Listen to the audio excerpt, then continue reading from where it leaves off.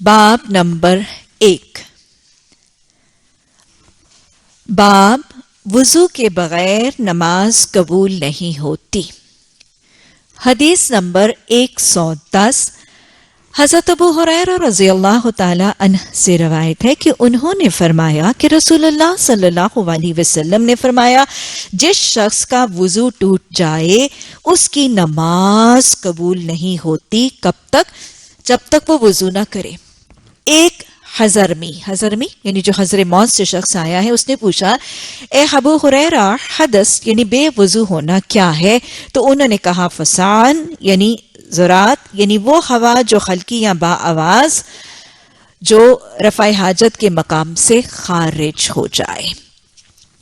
فسان او ذراتن یعنی وہ ہوا جو خارج ہوتی ہے جس میں آواز ہو یا وہ جس میں آواز نہ بھی ہو۔ گویا آپ صلی اللہ علیہ وسلم نے اس حدیث مبارکہ میں وضو کے حوالے سے، وضو کی اہمیت کے حوالے سے حدیث میں حوالہ دیا۔ واضح طور پر اس حدیث اور اس باب سے جو بات سمجھ میں آ رہی ہے کہ اگر وضو نہیں تو نماز نہیں، وضو نہیں تو نماز نہیں۔ گویا بغیر وضو نماز کے لیے کھڑے نہیں ہونا، دانستہ جانتے بوجھتے، بھول چوک کا معاملہ اور ہے، لیکن دیدہ دانستہ جانتے بوجھتے بغیر وضو کے نماز کا تصور موجود نہیں ہے۔ اگر وضو کسی وجہ سے بھی ٹوٹ گیا تو وضو کر کے نماز ادا کرنی ہے۔ دوسری بات، اگر نماز کے دوران وضو ٹوٹ گیا تو بھی نماز نہیں ہوگی۔ گویا اگر نماز کے دوران وضو ٹوٹ جائے تو بقیہ نماز بے وضو کی حالت میں ہونے والی نماز نہیں ہوگی۔ تو پھر کیا کیا جائے؟ ہمیں سنت اور حدیث کے نمونوں سے پتہ چلتا ہے کہ اگر نماز کے دوران وضو ٹوٹ جائے تو نماز کو توڑ دیا جاتا ہے، وضو کیا جاتا ہے اور پھر اس نماز کو نئے سرے سے دوہرا کر پھر سے پڑھا جاتا ہے۔ ایک فرد تنہائی میں اپنے گھر میں نماز پڑھ رہے، فوراً اس نماز کو وہیں چھوڑ دیا جاتا ہے۔ نئے سرے سے وضو کرنے کے بعد نماز ادا کی جاتی ہے۔ کتنی نماز ادا کی جائے گی اور کون سی رکعت ادا کی جائے گی؟ مثلا اگر آپ کو میں مثال سے بتاؤں، کوئی شخص اگر ظہر کی نماز ادا کر رہا ہے، اس نے 4 سنتوں کی رکعت ادا کر لی ہے اور اب 4 رکعت فرض ادا کر رہا ہے۔ 4 رکعت سنت ادا ہو گئے، سلام پھیر لیا، اب آگے 4 رکعت فرض رکعتیں ادا ہو رہی ہیں اور دوسری رکعت میں ناپاکی ہوا خارج ہوتی ہے اور وضو ٹوٹ جاتا ہے۔ نماز کو وہ نمازی اسی وقت توڑ دے گا، کیونکہ اس کے بعد ادا کی جانے والی نماز نمازی نہیں ہے، قبول ہی نہیں ہوگی، مکمل ہی نہیں ہوگی۔ اسی وقت نمازی اس نماز کو توڑے گا۔ وضو کر کے آ کر پہلی 4 سنتیں نہیں دہرائی جائیں گی کیونکہ وہ سلام تک پاکی کی حالت میں تھی۔ صرف یہ 4 فرض جس کے دوران وضو ٹوٹا ہے، ان کو شروع سے پھر شروع کیا جائے گا۔ یہ نہیں کہ 2 رکعتوں کے اندر اگر ٹوٹی ہے تو 2 رکعتیں چھوڑ کر آخری 2 پڑھی جائیں گی یا وہیں سے شروع کر لیا جائے گا، ایسا نہیں ہوگا۔ جن رکعتوں میں وضو ٹوٹا ہے ان کو نئے سرے سے تکبیر سے پھر شروع کر کے ان کو دوہرا کے ادا کیا جائے گا۔ اگر کوئی شخص جماعت کی حالت میں ہے اور با جماعت نماز ادا کر رہا ہے اور اس کا وضو ٹوٹ جاتا ہے تو اس کو بھی نماز کو وہیں پر چھوڑنا ہے، منقطع کرنے کے بعد وضو کرنے کے لیے جانا ہے۔ لیکن جو شخص صف میں نماز کے لیے موجود ہے وہ وضو کی جگہ تک کیسے جائے گا؟ ہمیں حدیث میں آداب بتائے جاتے ہیں۔ وہ شخص اپنے ناک پر ہاتھ رکھے گا، دس ول بی این انڈیکیٹر کہ اس کا وضو ٹوٹا ہے جس وجہ سے وہ جا رہا ہے۔ ناک پر ہاتھ رکھ کے مقتدیوں کے آگے سے گزر کر وضو کی جگہ پر پہنچ کر وضو کرنے کے بعد اگر جماعت ابھی جاری ہے تو جماعت کو پھر سے جوائن ان کرے گا اور جتنی رکعتیں پالی اس کے بعد باقی رکعتوں کی تکمیل کرے گا۔ تو گویا پھر واضح طور پر دیکھ لیجئے کہ بغیر وضو کے نماز نہیں ہے۔ اگر وضو کی کسی بھی رکعت کے دوران وضو ٹوٹ جاتا ہے نماز کے دوران، اس کو توڑ دیا جائے گا۔ وضو کرنے کے بعد نئے سرے سے ان رکعات کا آغاز تکبیر سے کیا جائے گا اور باقی کی رکعات کو، پوری رکعت کو نئے سرے سے تکمیل کیا جائے گا۔ یہ اکیلی نماز کے لیے بھی اور با جماعت نماز کے لیے بھی معاملہ ایسا ہی ہوگا۔ یہاں پر دیکھیں کہ یہ معلوم ہو رہا ہے کہ ایک شخص حضر موت سے آیا، حضر موت سے آنے والے شخص کو کہا جا رہا ہے۔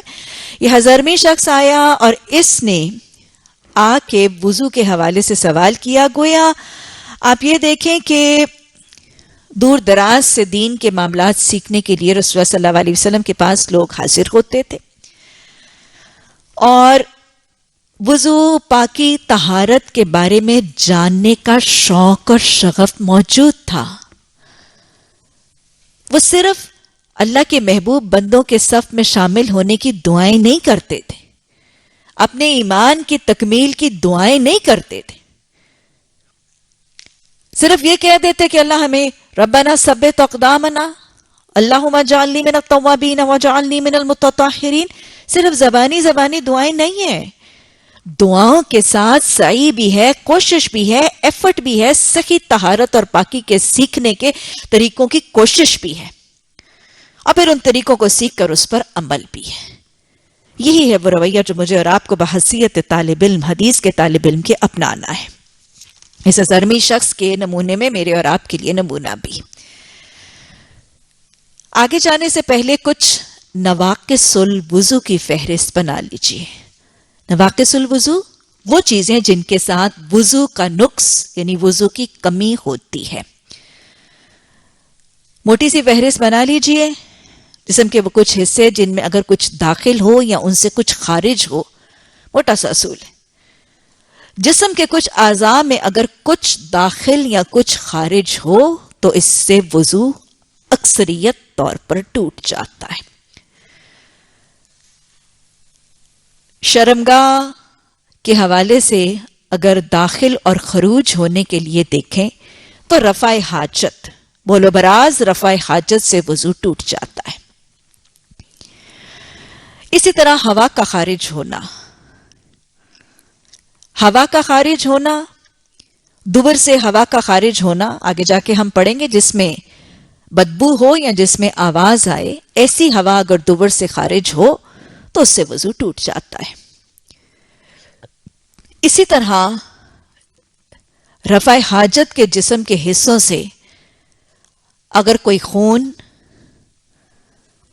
کے قطرے، کوئی کیڑا، کوئی پتھر وغیرہ بھی خارج ہو، جیسے مثانے وغیرہ سے پتھری خارج ہوتی ہے، تو اس سے بھی وضو ٹوٹ جاتا ہے۔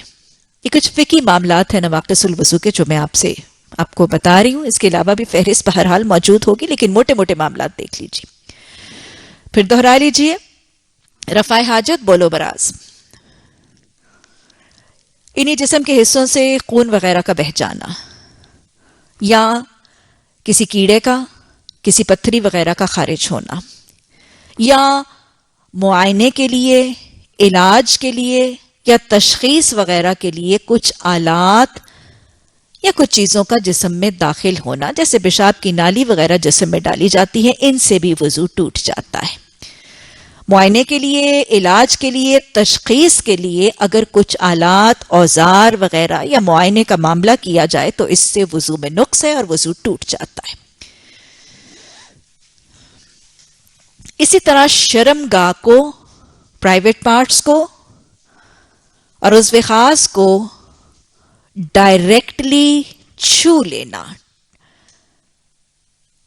بغیر اوٹ کے، بغیر لباس کے، بغیر کپڑے کے شرمگاہ کو یا اعضائے خاص کو ڈائریکٹلی اپنے ہاتھ سے چھو کر مس کر لینا بغیر کسی رکاوٹ یا کپڑے کے، اکثریت کی رائے سے اس میں بھی وضو ٹوٹ جاتا ہے۔ حیض، نفاس کے خون کے جاری ہونے کی حالت میں بھی وضو کی کیفیت اور پاکی اور طہارت موجود نہیں ہے۔ مستحاضہ خاتون بھی نماز کے لیے تازہ وضو کرے گی۔ اسی طرح ایک خاتون کو شرمگاہ سے اگر ایسی رطوبت خارج ہوتی ہے جس میں کسی قسم کی رنگت ہے، بدبو ہے یا خارش وغیرہ کا معاملہ ہے، بدبو، رطوبت یا خارش کا معاملہ ہے کسی رطوبت کے ساتھ، تو ایسی خارج ہونے والی رطوبت کے ساتھ بھی پاکی اور طہارت کا معاملہ نہیں ہے. نماز کے لیے مستحضہ خاتون کی طرح اس کو بھی وضو کرنا نماز کے لیے لازم ہے.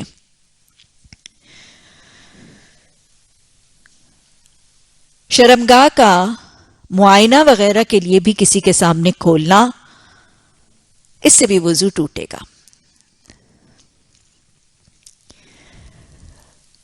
اگر منہ کے حوالے سے دیکھا جائے تو منہ بھر کے قے کرنا، منہ بھر کے قے کرنا، اس سے وضو ٹوٹتا ہے. اور یا بلغم، ایسا بلغم یا ایسی تھوک اگر کسی مرض میں نکلے جس میں تھوک یا بلغم کے مقابلے میں خون کی مقدار زیادہ ہو، تو ایسے تھوک یا بلغم سے بھی وضو ٹوٹ جائے گا.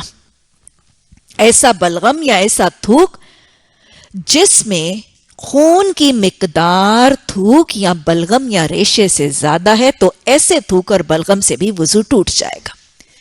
نکسیر کا بہہ جانا، ناک سے نکسیر وغیرہ کے جاری ہونے سے بھی وضو ٹوٹ جائے گا. پچھنے لگوانے، سینگھی لگوانا، یہ علاج کے طریقے تھے. جیسے حجامہ وغیرہ کا آج طریقہ کار، وہ کٹس لگائے جاتے ہیں اور کپنگ کا خون نکالا جاتا ہے. پچھنے لگانے، سینگھی لگانی، یا یہ حجامہ کا طریقہ علاج جو کہ اس سے بھی خون بہتا ہے، اس سے بھی وضو ٹوٹ جائے گا. ازواج کا باہمی طور پر بوس و کنار کرنا یا جنسی معاملات اور جنسی غرض سے ایک دوسرے کو چھونا، اس سے وضو ٹوٹ جائے گا. سونا بھی وضو کے نواقص میں سے ہے. سو جانا یا لیٹ کر اونگ آ جانا، لیٹ کر اونگ جانا یا سو جانا. لیکن اس میں یہ یاد رکھیے گا کہ اگر کوئی شخص مسجد میں بغیر ٹیک کے بیٹھا ہو، ایک شخص نمازی نماز کے انتظار میں یا نماز کی ادائیگی کے بعد بھی بغیر ٹیک میں مسجد میں بیٹھنے والا شخص اگر بغیر ٹیک کے اونگ کا معاملہ ہو، تو ایسے مسجد میں بغیر ٹیک کے اونگنے والے شخص کا وضو نہیں ٹوٹے گا. اتفاق رائے سے یہ علماء کی اور جمہور علماء کے اتفاق سے یہ معاملہ موجود ہے. بے ہوشی یا غشی کی وجہ سے بھی وضو ٹوٹ جاتا ہے، کیونکہ بے ہوشی، غشی، نیند کی حالت میں انسان کو نہیں پتا کہ اس کے جسم سے کیا خارج ہوا، ہوا خارج ہوئی یا نہیں ہوا، جسم پر ہاتھ کہاں کہاں پہنچا. تو لہٰذا جس چیز کا علم نہیں، بے ہوشی، نیند یا غشی کا معاملہ ہونا، جیسے بسا اوقات کچھ لوگوں کو ایپیلیپسی یا مرگی وغیرہ کا دورہ پڑتا ہے اور غشی طاری ہو جاتی ہے، یا بلڈ شوگر اتنا لو ہو گیا ایک دم سے بے ہوش ہو گیا، یا جس وجہ سے بھی ہوا، بہرحال بے ہوش ہو جانا، غشی آ جانا یا سو جانا یا لیٹ کر اونگ جانا، ان کے ساتھ وضو ٹوٹ جائے گا. میت کو غسل کروانا،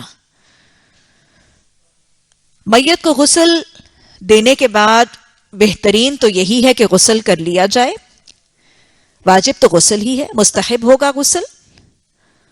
لیکن اگر غسل کی سہولت میسر نہ ہو تو کم از کم وضو، نواقص الوضو میں سے میت کا غسل لازم ہے.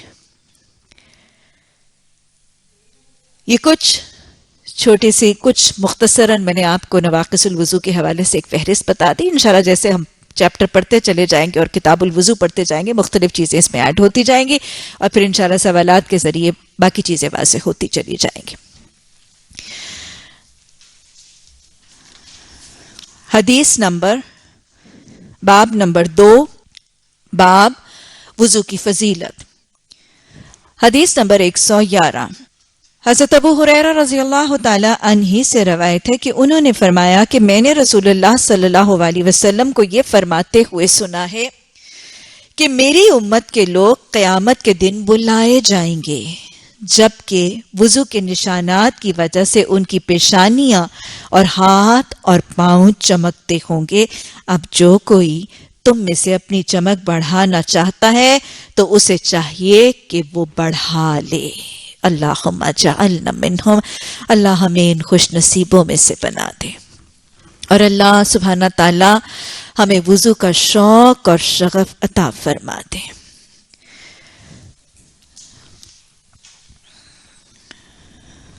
گویا حدیث میں اگر آپ حدیث کو بالکل آغاز سے دیکھیں تو اللہ کے نبی صلی اللہ علیہ وسلم نے بڑی ہی محبت سے، بہت ہی محبت سے امت کو پکارا. آپ صلی اللہ علیہ وسلم نے کیا فرمایا؟ الفاظ دیکھیں. آپ صلی اللہ علیہ وسلم نے فرمایا بے شک میری امت. الفاظ پہ اگر غور کریں تو کیا ایک چیز بہت اچھی طرح واضح ہو رہی ہے. آپ صلی اللہ علیہ وسلم کی اپنی امت سے محبت کا احساس ہوتا ہے. میری امت، کتنی محبت کا ایک لہجہ ہے. میری امی، میرا گھر، میرا ملک، میرا شہر، میری بیٹی، ہے نا. کیا خیال ہے؟ پتہ چلتا ہے نا، ہائے میرا بیٹا. کیا پتہ چلتا ہے؟ محبت کا اظہار ہے اور ایک اپنائیت کا احساس ہوتا ہے. ایسے ہوتا ہے نا. تو لہٰذا جب اللہ کے نبی صلی اللہ علیہ وسلم کی زبان مبارک سے یہ الفاظ ہیں، اور یہ کس کی زبان سے؟ حبیب خدا صلی اللہ علیہ وسلم کی زبان سے یہ الفاظ آ رہے ہیں. محبت کی چاشنی نظر آ رہی ہے. اور پھر آپ صلی اللہ علیہ وسلم کے لیے، میرے آپ کے لیے، امت کے تمام افراد کے لیے ایک اپنائیت کا ایسا احساس نظر نہیں آ رہا. آپ اون اپ کر رہے ہیں. یہاں پر ذرا وقفہ کر کے سوچئے کہ رسول رحمت صلی اللہ علیہ وسلم، اللہ کے محبوب نبی صلی اللہ علیہ وسلم اپنی امت سے، مجھ سے، آپ سے اور ہم میں سے ایک ایک سے محبت کا اظہار. کتنی شدت سے محبت اور کتنی زبردست اپنائیت ہے. اور میں آپ کو بتاؤں کہ یہ معاملہ صرف اللہ کے نبی صلی اللہ علیہ وسلم کا نہیں، اللہ سبحانہ تعالیٰ کا انداز بھی قرآن میں ایسا ہی نظر آتا. یا ایھا الذین آمنوا، کتنی محبت سے اللہ سبحانہ تعالیٰ پکارتے ہیں امت کے افراد کو. پھر اللہ سبحانہ تعالیٰ فرماتے ہیں کذالک جعلناکم امۃ وسطا لتکونوا شہداء علی الناس. میں نے تو تمہیں ساری امت کہ لوگوں کو، میں نے لوگوں پر گواہ بنا. امتا وسطن کہہ کے اللہ سبحانہ تعالیٰ بڑی محبت سے، میں نے تمہیں بنایا ہی اسی لیے کہ تم ساری دنیا پر گواہ بن جاؤ. یہ ایک تفاخر کا اور ایک اللہ کے ہاں فضیلت کے ہونے کا اور اللہ کے ہاں بھی ایک درجے کے ہونے کا احساس ہوتا ہے نا. اور پھر اللہ سبحانہ تعالیٰ فرماتے ہیں کنتم خیر امتن، تم تو میری بہترین امت ہو، ہے نا. تو یہ میوچل سا ایک طریقہ اور ایک میوچل سا احساس اللہ سبحانہ تعالیٰ کے ہاں بھی اپنے حبیب صلی اللہ علیہ وسلم کی امت کے لیے اور حبیب خدا صلی اللہ علیہ وسلم کے ہاں بھی اپنی امت کے لیے. یہ محبت کا، یہ پسندیدگی کا، ان کے درجے، ان کی فضیلت کا اعتراف. تو بس ہم سب رک کر یہ سوچیں کہ جب اللہ کے ہاں اور اللہ کے نبی صلی اللہ علیہ وسلم کے ہاں محبت اور اپنائیت کا یہ انداز ہے، تو کیا ہم اللہ اور اللہ کے کلام اور اللہ کے نبی اور اللہ کے نبی صلی اللہ علیہ وسلم کے کلام، تعلیمات، حدیث اور سنت سے اتنی محبت کرتے ہیں، اتنا شغف اور شوق رکھتے ہیں؟ اور کیا ہم حدیث اور قرآن سے اتنی اپنائیت کا اظہار اور اس کو اتنی اپنائیت سے اون اپ کرتے ہیں؟ اور پھر کیا ہم قرآن کی تعلیمات اور ہم سنت کے نمونوں سے اتنے مانوس ہیں؟ کیا ہم سنتوں کے اتنے عادی ہیں؟ کیا ہم سنتوں سے اتنے مانوس ہیں؟ اچھا، یہ سوال کرنے کے بعد کچھ اور سوال کریں. جب ہم پر بحیثیت امت اللہ سبحانہ تعالیٰ کی محبت، اللہ کے ہاں فضیلت، اللہ کے ہمارا درجہ اور اللہ کے حبیب صلی اللہ علیہ وسلم کے ہاں ہماری اپنائیت کا احساس اور حال یہ، تو کیا ہم اس درجے کا شکر کرتے ہیں؟ اس انعام اور اس نعمت کا جو ہم جس سے نوازے گئے ہیں، جس کے لیے حبیب خدا صلی اللہ علیہ وسلم اپنائیت کا احساس اور اظہار کریں، اس سے زیادہ کوئی خوش نصیبی ہے؟ کیا ہم اس اپنائیت کا شکر کرتے ہیں؟ ہمیں اون اپ کون کر رہا ہے؟ ہمیں اپنی امت کون کہہ رہا ہے؟ جو شافی محشر ہے، جو حوض کوثر پر وارد ہونے والے، وہ ہم سے اپنائیت کا اظہار کریں کہ اتنی بڑی نعمت کا ہم شکر کرتے ہیں. کیسے کیسے کرنا ہے شکر؟ زبان سے بھی الحمدللہ، شکر ہے مسلمان ہے. صرف زبان سے، دل سے، دل کی گہرائیوں سے، اتھا گہرائیوں سے اس چیز کا احساس اور اعتراف کرنا ہے کہ اللہ میرے پاس سب سے بڑی نعمت یہ نعمت نہ ہوتی تو میری دنیا آخرت برباد تھی. اب پھر صرف دل اور زبان سے نہیں، اپنے عمل سے اس چیز کا شکر کرنا ہے. اور عملی شکر اس نعمت کا کیا ہے؟ لِتَكُونُوا الشُّهَدَاءَ عَلَى النَّاسِ کہ اس قرآن اور حدیث کی تعلیمات کے ساتھ ایسا انس ہو، ایسی رغبت ہو، ایسی اپنائیت ہو کہ رنگ رنگ صبغت اللہ بن جائے. یہ ہے عملی شکر کا طریقہ. سمعنا وَأَطَعْنَا عملی شکر کا طریقہ ہے. تیسری بات جو ہمیں سوچنے کے لائق ہے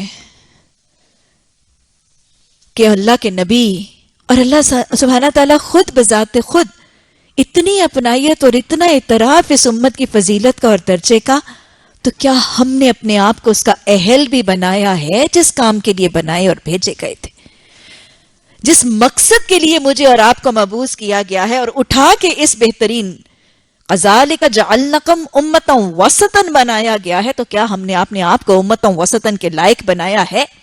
کیا ہماری زندگیوں میں اعتدال ہے، میانہ روی ہے؟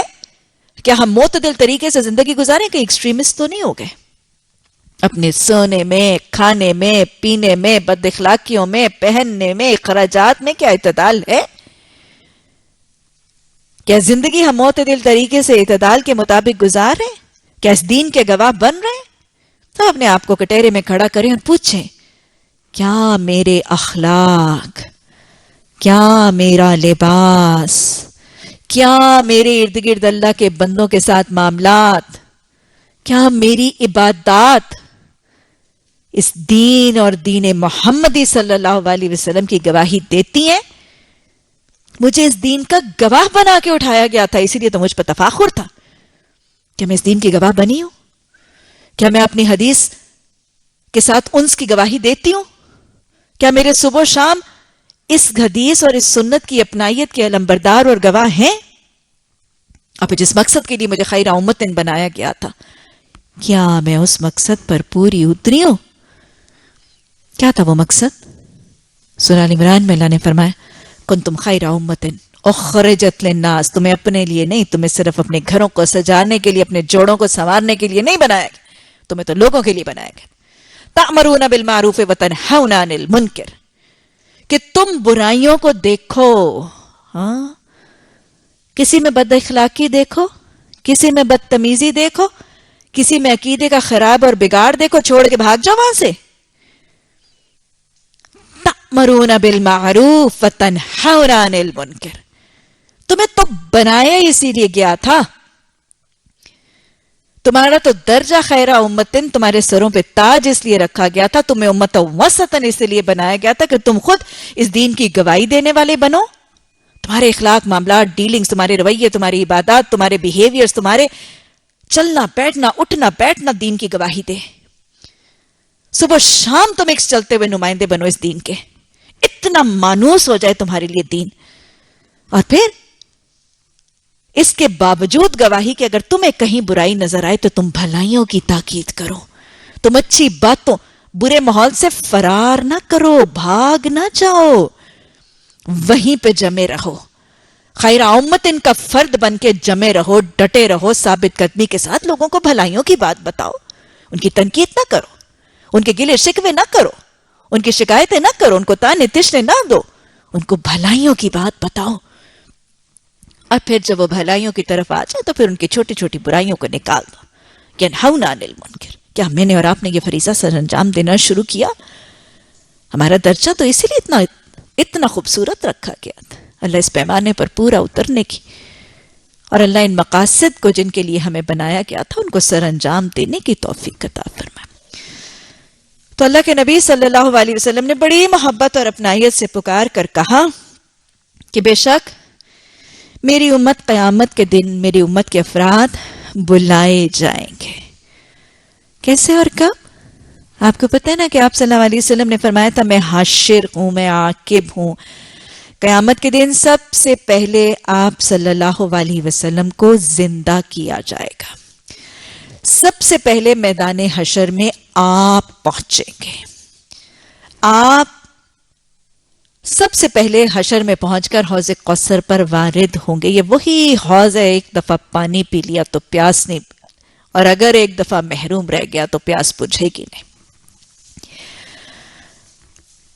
تو جب آپ صلی اللہ علیہ وسلم حوض کوثر پر وارد ہوں گے تو وہاں امت کے افراد کو بھی بلایا جائے گا. صحابہ اکرام نے پوچھا تھا اتنے مخلوق اور اتنی خدا کی خدائی آپ ہمیں کیسے پہچانیں گے؟ تو اس پر آپ صلی اللہ علیہ وسلم نے بتایا تھا کہ تمہاری پہچان کا ذریعہ کیا ہوگا. آپ کو معلوم ہے کہ آپ صلی اللہ علیہ وسلم نے فرمایا تھا کہ میدان حشر میں قیامت کے دن سب سے پہلے حساب امت رسول صلی اللہ علیہ وسلم کا ہوگا. حشر کا دن بہت تکلیف دہ، ھذا یوم عسر. اس دن کی وہ مشکل مرحلے سب سے زیادہ آسان کس کے لیے ہوں گے؟ امت رسول صلی اللہ علیہ وسلم کا حساب کتاب آئے سب سے بعد میں، لیکن حساب سب سے پہلے ہوگا. یہی تو انعامات ہیں. حساب سب سے پہلے امت رسول صلی اللہ علیہ وسلم کا ہوگا. اور امت رسول صلی اللہ علیہ وسلم میں سے جن لوگوں نے جنت میں داخل ہونا ہے، ہمیں حدیث میں پتہ چلتا ہے کہ زوال کے وقت یا ظہر کے وقت سے پہلے پہلے ان کا حساب چکا کر ان کو جنت میں داخل کر دیا جائے گا. اللہم اجعلنا منہم. اور پھر امت رسول صلی اللہ علیہ وسلم میں سے جو لوگ بلا حساب جنت میں داخل ہوں گے وہ تو اپنا ناشتہ جا کے جنت کے باغات میں کریں گے. اور یہ وہی بلائے جانے والے ہیں کہ آپ صلی اللہ علیہ وسلم نے صحابہ اکرام سے مخاطب ہو کر پہلے فرمایا مجھے امید ہے کہ 1/3 جنتی میری امت میں سے ہوں گے. پھر آپ نے اضافہ فرمایا نہیں، مجھے امید ہے کہ نصف یعنی آدھے جنتی میری امت میں سے ہوں گے. اور پھر آپ نے تیسری دفعہ مزید اضافہ فرمایا مجھے امید ہے کہ 2/3 جنتی میری امت میں سے ہوں گے. اللہ ان خوش نصیب امتیوں میں سے بنا دے جو اس 2/3 جنت کی آبادی پہ مشتمل ہو جائیں. اللہ اس آبادی کا حریص بھی بنا دے.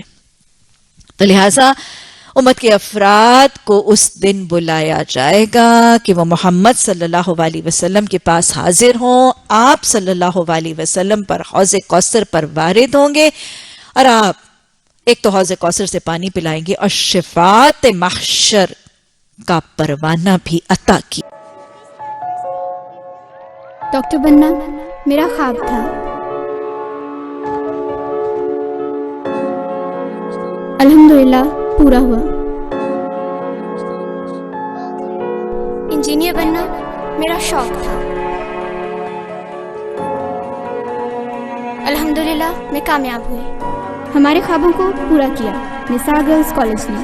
Nisa Girls Colleges, ultimate environment, highly qualified faculty, purpose-built campus, air-conditioned classrooms اور laboratories, جدید ترین کمپیوٹر لیب، شاندار لائبریری، آرام دہ کیفیٹیریا، ہیوی ڈیوٹی جنریٹرز اور ٹرانسپورٹ کی سہولت کے ساتھ نساء گرلز کالجز داخلے جاری ہیں.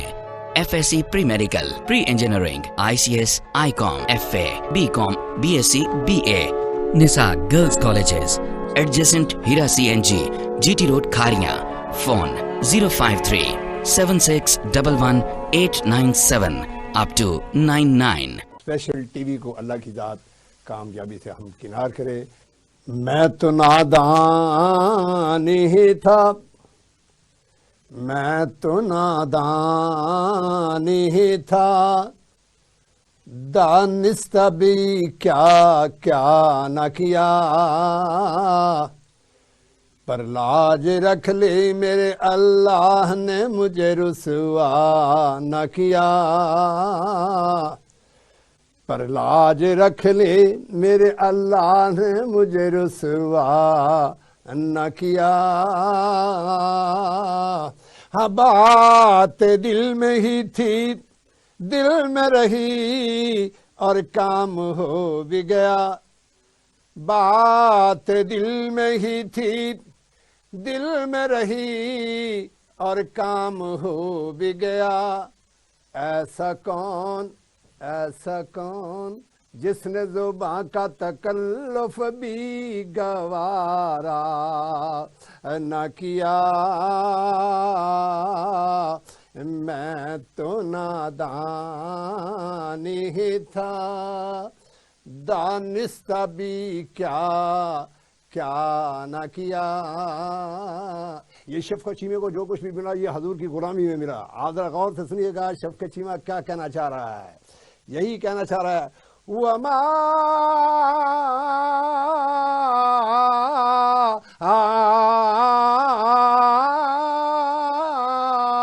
أَرْسَلْنَاكَ إِلَّا رَحْمَةً لِّلْعَالَمِينَ.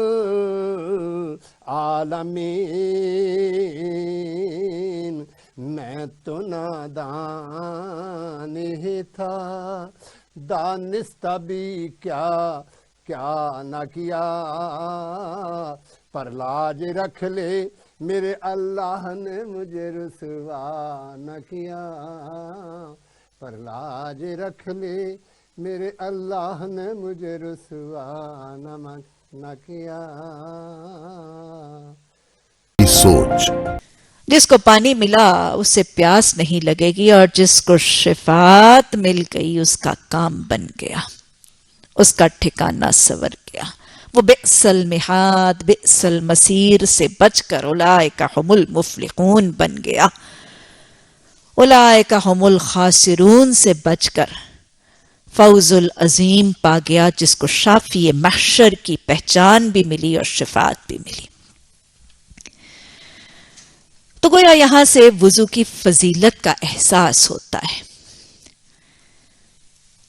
اب واضح طور پر یہ راسخ کر لیجئے کہ وضو صرف دنیا میں ہمارے جسم کے ان اعضاء کی میل کچیل ہی دور نہیں کرتا. ایک تو ظاہری میل کچیل دور کرتا ہے، ہماری شخصیت کو باروب باوقار بناتا ہے، صاف ستھرا اجلا خوبصورت سجا سجایا باوقار بنا دیتا ہے. گناہوں کی بخشش اور گناہوں کے جھاڑنے کا ذریعہ بھی بنتا ہے،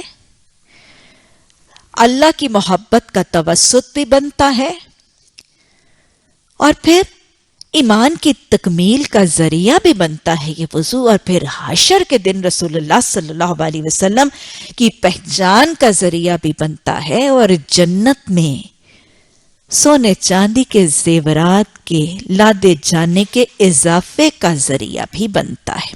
اسی لیے آپ نے فرمایا ان یطویلا، یہ کہ وہ طویل کر لے، لمبی کر لے اس کی چمک کو. گویا حشر کے دن وضو کے اعضاء کی چمک کو پھر بڑھانے کا طریقہ کیا ہوگا؟ یطویلا، وہ لمبا کر لے، وہ طویل کر لے، وہ طول دے دے اپنی روشنی کو اور اپنی چمک کو. کیسے؟ وضو کے ذریعے حشر کے دن اپنے وضو کے اعضاء کو طول دینا اور چمک کو بڑھانے کا پھر ذریعہ کیا ہوگا؟ کثرت سے وضو کرنا. کثرت سے وضو کرنا، ہر وقت با وضو رہنے کا اہتمام اور کوشش اور جستجو کرنا، ہر نماز کے لیے تازہ وضو کرنا، یعنی وضو پر وضو کرنا، کثرت سے وضو کرنا، باوضو رہنے کی کوشش کرنا، ہر نماز کے لیے تازہ وضو کرنا یعنی وضو پر وضو کرنا. وضو کے دوران اعضائے وضو کو بڑے تحمل کے ساتھ، سکون اور دھیان کے ساتھ دھونا، اچھی طرح سے مل مل کے تمام سے وضو کو دھونا، یہ بھی وضو کی روشنی کے اضافے کا ذریعہ بنے گا. فرائض وضو میں سے کسی عضو کو ایک بال برابر علاقے کو بھی نہ چھوڑنا، اور سنتوں کو بھی اہتمام اور لزوم کے ساتھ مکمل کرنا. یہ سب چیزیں وضو کی روشنی میں اضافے کا ذریعہ بنیں گی. اعضاء کو کم از کم 3 بار دھونا. آگے جا کے آپ پڑھیں گے کہ 1 بار دھونے سے بھی وضو ہوتا ہے، 2 بار سے بھی ہوتا ہے اور 3 بار سے بھی ہوتا ہے. لیکن وضو کے اعضاء کی روشنی کب بڑھے گی؟ اگر وضو کے اعضاء کو 3 بار دھویا جائے گا. وضو کا درجہ بھی بڑھتا ہے، حشر کے دن کی روشنی بھی بڑھتی ہے. آپ کو پتہ ہے بلب کے اوپر گرد و غبار اور میل پڑی ہو، اس کے اوپر 1 دفعہ کپڑا لگائیں، پھر 2 دفعہ لگائیں اور پھر 3 دفعہ لگائیں، کون سا بلب زیادہ چمکتا ہے؟ بات سمجھ میں آ گئی نا؟ تو وضو کے اعضاء کو 3 دفعہ دھونا، اور پھر اعضاء کو جتنا حصہ بتایا گیا ہے اس سے زیادہ کو دھو لینا. حضرت ابو ہریرہ رضی اللہ تعالی عنہ ان کا طریقہ نظر آتا ہے کہ وہ جب بازوں کو دھوتے تھے الل مرافق کا تو حکم ہے لیکن مونڈوں تک دھو لیتے تھے. الل قابین ٹخنوں تک کا حکم ہے لیکن نصف پنڈلی اور بسا اوقات گھٹنوں تک دھو دیتے تھے. تو ظاہر ہے جہاں جہاں تک وضو کا پانی پہنچے گا وہاں وہاں تک سونے چاندی کے کنگنوں اور زیورات سے راستہ کیا جائے. حضرت ابو ہریرہ تو جنت کے حریث ہیں, کونیوں کو چھوڑ کے مونڈوں تک دھو رہے ہیں اور ٹخنوں کو چھوڑ کے نصف پنڈلی تک اور یہاں گھٹنوں تک دھو رہے ہیں. لیکن آج بسا اوقات آپ نے سوال سنا ہوگا, بسا اوقات مجھ سے لوگ سوال کرتے ہیں جب موضوع کے اوپر مسح کے احکامات اور بات ہو رہی ہوتی ہے تو یہ سوال اکثر ہی آتا ہے کہ آپ حدیث سے پڑھ کے یہ بتا رہی ہیں کہ موضوع پر مسح ہے, تو کیا پھر اگر بازو چست اور تنگ ہو تو پھر بازو پر بھی مسح ہو سکتا ہے؟ ارجلکم الی القعبین پر اگر مسح ہے تو پھر ایدیکم الی المرافق پر بھی مسح ہو سکتا ہے کہ نہیں؟ بات یہ ہے کہ ایسا معاملہ نہیں ہے, ہرگز ایسا نہیں ہے. لیکن وہی بات, ہاتھو برہانکم ان کنتم صادقین, لاؤ تم اپنی دلیل اگر تم سچے ہو. دلیل آپ صلی اللہ علیہ وسلم کی سنت کا ایک واقعہ ہے.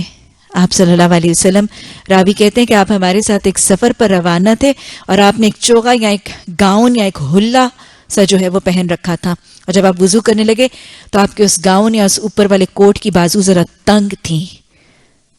آپ صلی اللہ علیہ وسلم نے ان تنگ بازو کے اوپر مسح نہیں فرمایا تھا. راوی کہتے ہیں آپ صلی اللہ علیہ وسلم نے اپنی بازو کو اس میں سے نکال کر دھویا تھا. تو گویا ایدیکم الی المرافق اس پر مسح نہیں ہے, اس کو دھونا ہی ہے کونیوں تک. حضرت ابو ہریرہ کندھوں تک دھوتے ہوئے نظر آتے ہیں. یہاں یہ سوال کہ کیا ٹائٹ سلیوز کے اوپر مسح؟ نو کانسیپٹ آف مسح, کوئی اجازت, کوئی لچک. جہاں لچک ہے وہاں دے دی جاتی ہے, لیکن جہاں لچک نہ ہو خود سے خود کوئی لچک دینے کا اختیار نہیں رکھتا. تو گویا بازوں کو دھونا ہی دھونا ہے. یا بازو کھلے بنا لیجئے اور اگر نہیں بنتے تو پھر اتار کے دھو لیجئے, لیکن باہر کیف دھونا ہی دھونا ہے.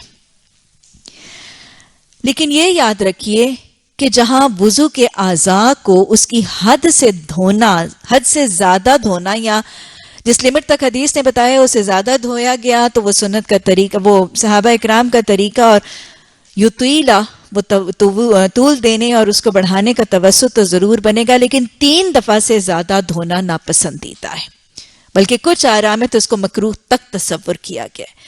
وضو کے اعضاء کو 1 دفعہ بھی دھویا جا سکتا ہے, 2 دفعہ بھی دھویا جا سکتا ہے, 3 دفعہ دھونا, اس کے درجے کو بڑھانا, اس کو زیادہ مستحب اور افضل بنانا, اور حشر کے دن اس کی چمک اور روشنی کو بڑھانے کا ذریعہ تو بنے گا, لیکن 4 دفعہ دھونے سے منع کیا گیا. اور میں پھر بتا رہی ہوں کہ جمہور علماء کے نزدیک 4 دفعہ یعنی 3 سے زائد دفعہ دھونے کو مکروہ تک تصور کیا گیا. اور اس کی بنیادی وجہ پانی کے ضیاع سے بچنا ہے, کیونکہ پانی آپ یاد رکھیے گا ایک اللہ کا انعام ہے, اللہ کی نعمت ہے, اور یہ ذخیرہ ایک خزانہ ہے.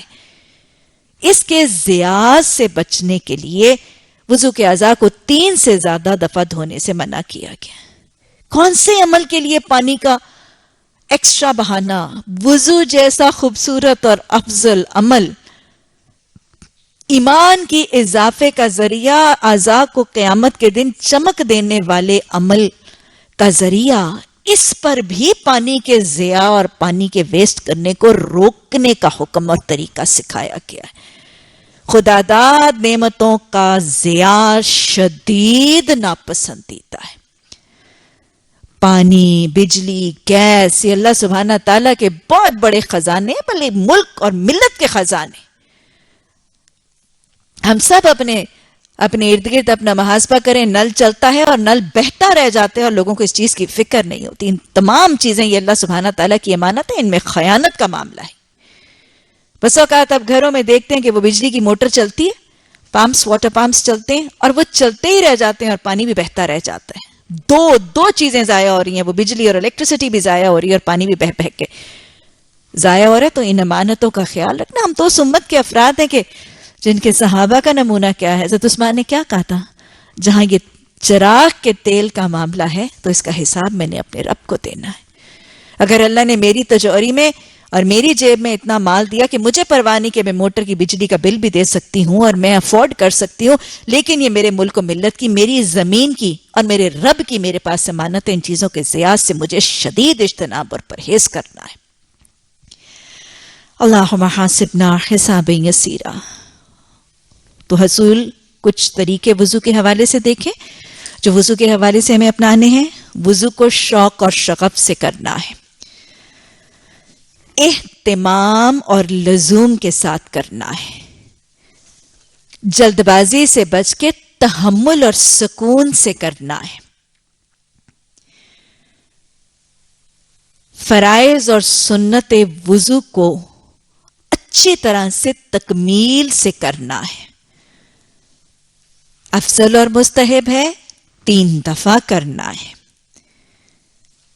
3 سے زائد یعنی 4 دفعہ کرنے سے بچنا ہے۔ ہر وقت باوضو رہنے کی کوشش کرنی ہے۔ نمازوں کے لیے تازہ وضو کرنے کی محنت کرنی ہے۔ آپ صلی اللہ علیہ وسلم کا طریقہ ہے کہ آپ رات سوتے وقت بھی وضو کر کے سوتے تھے، اور صبح اٹھنے کے بعد پہلا عمل، کچھ تسبیحات اور ذکر کے بعد جو پہلا عمل اور ایکٹیویٹی کرتے تھے، مسواک اور وضو۔ اور وضو کرنا ہے اپنے ایمان کی تکمیل کی خواہش کے لیے، اللہ کی محبت کے حصول کے لیے۔ وضو کرتے وقت پیش نظر رکھنا ہے اپنے گناہوں کو جھاڑنے کی کوشش کو۔ وضو کرتے وقت ارادہ اور دعائیں کرنی ہے اللہ کے نبی صلی اللہ علیہ وسلم کے سامنے حشر کے دن پہچانے جانے کی۔ وضو کرتے وقت دعا کرنی ہے اپنی طہارت اور اپنی نماز کی تکمیل کی، اور وضو کرتے وقت حریص بن جانا ہے ان جنت کے زیورات، سونے اور چاندی کے کنگنوں کی۔ لیکن یاد رکھیے گا، جب وضو میں پہچان کے لیے محنت کرنی ہے تو یہ بھی یاد رکھ لیجئے گا کہ آپ صلی اللہ علیہ وسلم نے جہاں یہ بتایا تھا کہ میری پہچان، میرے سامنے پہچان کا ذریعہ وضو کے اعضاء ہوں گے، تو ساتھ ہی یہ بھی دہرا لیجئے کہ آپ صلی اللہ علیہ وسلم نے یہ بھی بتا دیا تھا کہ میں کچھ امتیوں کو پہچانوں گا لیکن وہ مجھ سے روک دیے جائیں گے۔ حدیث کے الفاظ آتے ہیں، آپ صلی اللہ علیہ وسلم نے فرمایا، میں حوض کوثر پر وارد ہوں گا، میں اپنی امتیوں میں سے کچھ کو پہچانوں گا، لیکن میں دیکھوں گا، پہچانوں گا کیسے؟ ایسے ہی جیسے بتایا جا رہا ہے، میں اپنی امتیوں میں سے کچھ کو پہچانوں گا، لیکن میں دیکھوں گا کہ وہ میری طرف آنے سے روک کے جا رہے ہیں۔ اللہم لا تجلنا منہم۔ میں پوچھوں گا، کن سے؟ یعنی روکنے والوں سے۔ میں پوچھوں گا کہ یہ تو میرے امتی ہیں، ان کو میرے پاس آنے سے کیوں روکا جا رہا ہے؟ تو آپ نے فرمایا کہ مجھے اس وقت بتایا جائے گا کہ آپ نہیں جانتے، آپ کے پیچھے سے انہوں نے آپ کے دین میں فلاں اور فلاں نئی چیزیں داخل کر دی۔ گویا بدعتیں کرنے والوں کو، حالانکہ نبی صلی اللہ علیہ وسلم نمازی ہوں گے، وضو کرنے والے ہوں گے، وضو کے اعضاء چمکیں گے، آپ پہچانیں گے یہ امتی ہیں، لیکن ایسے با نمازی، ایسے با وضو رہنے والے امتی جنہوں نے بدعتیں کی ہوں گی، محمد صلی اللہ علیہ وسلم کے پہچانے جانے کے باوجود آپ کے پاس آنے سے روک دیے جائیں گے۔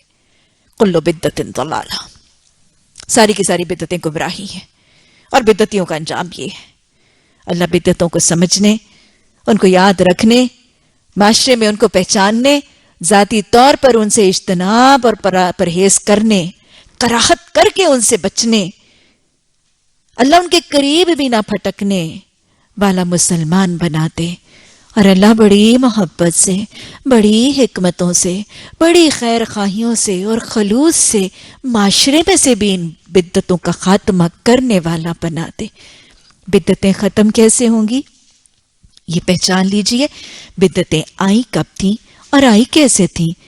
یاد رکھیے گا، جب ایک سنت اٹھتی ہے تو پھر ایک بدعت رائج ہو جاتی ہے۔ خوبصورت سنت اٹھتی ہے تو بدعت رائج ہو جاتی ہے. خوبصورت بدعت سنت جو اللہ سبحانہ تعالیٰ کی طرف سے پہنچائی گئی، یہ جب معاشرہ اس کو چھوڑ دیتا ہے تو شیطان بھونڈی سنت داخل کر دیتا ہے. اب یہ نکلے گی کیسے؟ جب انشاءاللہ خوبصورت سنت واپس متعارف ہوگی تو یہ بدنما بدعتیں خود ہی اکھڑ جائیں گی. ایک سنت کو جاری کرنے والے کو 100 شہیدوں کا اجر اور ایک بدعت کو نکالنے والے کو 100 شہیدوں کا اجر. تو لہٰذا سنتوں کو رائج کر دیجئے. اتنی خوبصورت سنتیں، اتنی پیاری اسوہ رسول صلی اللہ علیہ وسلم کے نمونے معاشرہ متعارف ہوگا. وہ معاشرہ جس کے ایک ایک کونی اور گلی میں لکھا ہے رسول اللہ صلی اللہ علیہ وسلم سے محبت کے اعتراف کے جملے لکھیں. اس معاشرے کو جب آپ رسول اللہ صلی اللہ علیہ وسلم کی خوبصورت سنتوں سے متعارف کروائیں گے، انشاءاللہ وہ ان کو تھامے گا. اور جب ان کو تھامے گا تو بدعتیں ضرور نکل جائیں گی. اللہ حکمت سے دین کی تعلیم کی توفیق عطا فرما. وَمَن يُؤْتِ الْحِكْمَةَ فَقَدْ أُوتِيَ خَيْرًا كَثِيرًا. اللہ یہ خیر کثیر ہم سب کو عطا فرما دے.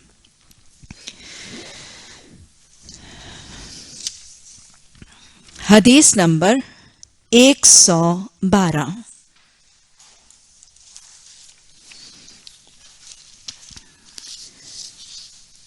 حدیث نمبر 112، باب نمبر 3. شک سے وضو نہ کرے تا وقتے کہ اس کو یقین نہ ہو جائے. یعنی کسی شخص کو جب تک یقین نہ ہو جائے کہ اس کا وضو ٹوٹا ہے تب تک وہ محض شک کی بنیاد پر وضو نہ کرے. حدیث نمبر 112، حضرت عبداللہ بن زید انصاری رضی اللہ تعالی عنہ سے روایت. یہ کون ہے جی؟ حضرت عبداللہ بن زید انصاری یہ رسول اللہ صلی اللہ علیہ وسلم کے بہت ایک جلیل القدر صحابی ہیں. ان کی روایت سے پتہ چلتا ہے کہ انہوں نے اللہ کے رسول صلی اللہ علیہ وسلم کے سامنے ایک شخص کا حال بیان کیا جس کو یہ خیال ہو جاتا تھا کہ نماز میں وہ کوئی چیز یعنی ہوا کا نکلنا محسوس کر رہا ہے. آپ نے فرمایا وہ نماز سے اس وقت تک نہ پھرے جب تک ہوا نکلنے کی آواز یا بو نہ پائے. ابھی پیچھے ہم نے حدیث سے پڑھا کہ جب وضو ٹوٹ جاتا ہے یا وضو نہیں ہوتا، یعنی نواقص الوضو میں سے کوئی معاملہ ہوتا ہے، وضو ٹوٹ جاتا ہے، وضو کے بغیر نماز نہیں ہوگی. اور یہ بھی ابھی ہم نے ڈسکس کیا کہ اگر وضو نماز کے دوران ہی ٹوٹ جائے گا تو نماز کو توڑ کر وضو کر کے نماز پھر تکبیر تحریمہ سے اللہ اکبر کر کے پھر شروع کی جائے گی. گویا یہاں پر نماز کے حوالے سے حضرت عبداللہ بن زید انصاری نے ایک شخص کا تذکرہ رسول اللہ صلی اللہ علیہ وسلم کے سامنے کیا جس کو یہ پریشانی اور یہ وہم لاحق ہو جاتا تھا کہ نماز کے دوران ہوا خارج ہو گئی ہے اور وہ اپنے وضو کی تکمیل کے حوالے سے پریشان رہتا تھا. گویا طہارت یا پاکی کی کمی میں نماز نہیں ہے. طہارت یا پاکی کی کمی میں یعنی بے وضو کی حالت میں نماز نہیں ہے، یہ بات پھر واضح طور پر پتہ چل رہی ہے. لیکن یہ وضو کا ٹوٹنا محض شک، قیاس، گمان، وہم یا فکر کی بنیاد پر نہیں ہوگا. وضو کا ٹوٹنا صرف کسی کی خود سے خود خیال، کسی کو وہم آئے، کسی کو گمان ہو، کسی کی ایک obsession کے شکل میں معاملہ آ جائے، اس سے وضو نہیں ٹوٹے گا. دین کے اندر کوئی معاملہ بھی گمان یا وہم کی بنیاد پر نہیں، ٹھوس بنیاد پر یقین کے معاملے میں اختیار کیا جاتا ہے. محض گمان، قیاس، رائے یا وہم کے ساتھ کوئی بھی دین کا معاملہ اور رائے قائم نہیں کی جاتی. رائے کا قیام یا عمل کا اپنانا ٹھوس حقیقتوں پر اور یقین کی بنیاد ہی پر ہوا کرتا ہے. اور اس حدیث میں آپ صلی اللہ علیہ وسلم نے وہ یقین اور ٹھوس حقیقت بتائی ہے جس کی بنیاد پر وضو ٹوٹے گا اور طہارت کی کمی کا معاملہ ہوگا. ایک بات عمومی سی جو اس واقعے سے پتہ چل رہی ہے کہ آپ دیکھیں کہ لوگ طہارت کے معاملات میں کتنے حساس تھے، اور پھر یہ بھی کہ طہارت کے معاملے میں کوئی شرم اور حیا کا معاملہ نہیں، کھل کر سوال کیے جاتے تھے. اور کتاب العلم میں ہم نے یہ بھی بات کی تھی کہ سوچ کا پیمانہ پتہ چل جاتا ہے سوال کرنے والے کے سوال سے. کوئی شخص جب سوال کرتا ہے تو اس کے سوال سے اس کی سوچ، اس کے فکر کا پیمانہ پتہ چلتا ہے. تو گویا یہ بات پتہ چل رہی ہے کہ اس دور کے لوگوں میں اپنے ایمان کی حفاظت کا طریقہ، اللہ کی محبت کا طریقہ، اعضاء کو چمکدار بنانے کا جو طریقہ تھا، اس طریقے کو جاننے، وضو کے طریقے کو جاننے، پاکی اور طہارت کو حاصل کرنے کی فکر بھی تھی، شوق بھی تھا، شغف بھی تھا، دعائیں بھی تھیں، لیکن کوشش اور سعی بھی تھی. شرع میں شرم نہیں ہے. طہارت کے معاملات کو کھل کر پوچھا کریں اور طہارت کے معاملات کی کمی اور کوتاہی اور لا علمی کو اچھی طرح سے دور کرنا بہتر ہے، بجائے اس کے کہ ناپاکی کی حالت میں انسان رہے. دوسری بات یہ بھی پتہ چل رہی ہے کہ جب آپ صلی اللہ علیہ وسلم نے طہارت اور پاکی کے اہتمام کی تاکید کی ہے، وہاں پہ آپ نے وضاحت سے اس کی تعلیم دی بھی ہے. صرف یہ نہیں کہ آپ نے پاکی اور طہارت کی تاکید کر دی یا پاکی اور طہارت کی اہمیت ہی واضح کر دی. صرف تاکید اور اہمیت اور فضیلت ہی نہیں بتائی گئی، اس کا طریقہ بھی اچھی طرح سکھایا گیا. وہ جو یعلمہم، اچھی طرح سے تعلیم دینے کا طریقہ وہ نظر آ رہا ہے. جب پوچھا گیا ہے تو آپ صلی اللہ علیہ وسلم نے بڑے تحمل سے، جلد بازی سے بچے بغیر، یعلمہم، بڑے اہتمام سے، بڑے لزوم سے، بڑی پرفیکشن کے ساتھ، وضاحت کے ساتھ آپ نے جواب دیا ہے. اور یہی اچھے معلم کا طریقہ ہے. اور پھر ایک اور بات بھی پتہ چلتی ہے کہ جہاں آپ سے پوچھا گیا، جہاں دین کے معاملات میں کوئی لچک، کوئی سہولت، کوئی آسانی، کوئی نرمی موجود تھی، آپ وہ نرمی، لچک، سہولت دیتے ہوئے نظر آتے ہیں. جب آپ سے پوچھا گیا کہ اس شخص کو وہم ہے کہ ہوا کے خارج ہونے سے کیا اس کا وضو ٹوٹ گیا، تو جب یہ لچک ہے کہ ہر ہوا کے خارج ہونے سے وضو نہیں ٹوٹے گا، کون سی ہوا کے خارج ہونے سے وضو ٹوٹے گا، تو جہاں جو جتنی لچک، نرمی، سہولت تھی، آپ اس کو دیتے اور بیان کرتے ہوئے نظر آتے. لیکن خود سے خود نرمی اور لچک دینا یہ شریعت کا طریقہ نہیں ہے. جتنی قرآن اور حدیث میں نرمی، لچک، آسانی، سہولت ہے، اس کو دینا ہے. اس کو دینے سے رکنا نہیں، بے جا تشدد کرنا نہیں. اور اگر کسی نرمی کا علم نہیں تو بھی بغیر وجہ کے تشدد مت کریں، تو بھی بغیر وجہ کے سختی نہ کریں. ایسا نہ ہو کہ حقیقی حکم میں تو نرمی ہو اور ہماری طرف سے بے جا تشدد ہو جائے. تو احکامات بتانے کی سطح پر آنے سے پہلے تعلیم کا تکمیل اور پرسیژن سے ہونا بھی ضروری ہے. ایسا نہ ہو کہ ایک باریکی موجود ہو اور میرے علم میں نہ ہو. تو لہٰذا اپنے علم میں بھی اہتمام کیجیے تاکہ ساری نرمیاں، ساری لچک، ساری سہولتیں جو شریعت میں ہیں وہ آپ کے علم میں ہوں. اور جو جو علم میں ہے خدا را اس کو پہچاننے میں بخل مت کیجیے گا.